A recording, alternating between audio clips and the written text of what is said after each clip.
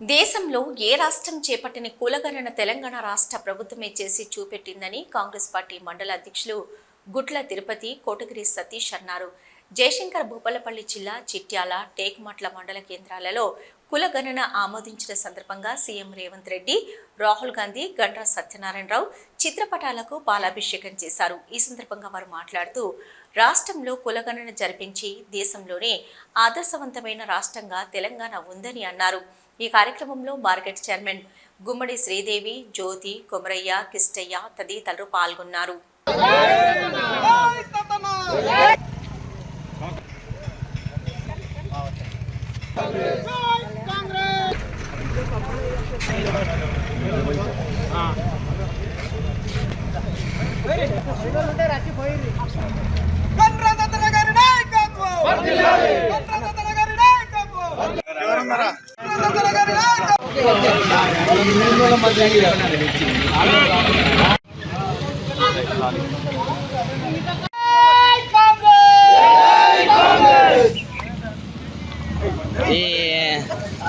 ఏంటి అన్న మొత్తం వీళ్ళు ఫోటో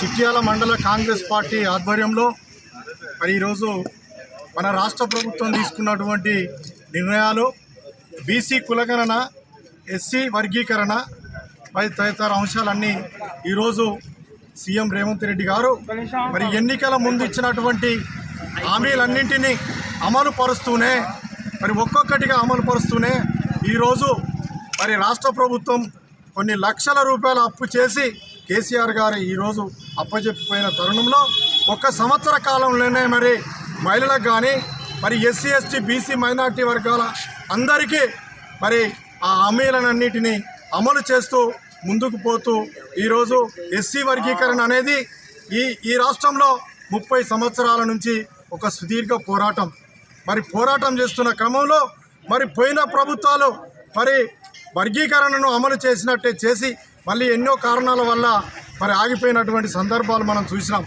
ఇప్పుడు మరి రేవంత్ రెడ్డి గారు ఒక సబ్ కమిటీ ద్వారా మరి కోర్టుకు వెళ్ళి అక్కడ ఎలాంటి మళ్ళీ ఎవరు కూడా కోర్టుకు పోయినా కూడా మరి దాన్ని అభ్యంతరాలు లేకుండా ఈరోజు ఎస్సీ వర్గీకరణ చట్టబద్ధత చేసి అసెంబ్లీలో మరి పాస్ చేయించినటువంటి ఘనత మన రేవంత్ రెడ్డి గారికి దక్కింది.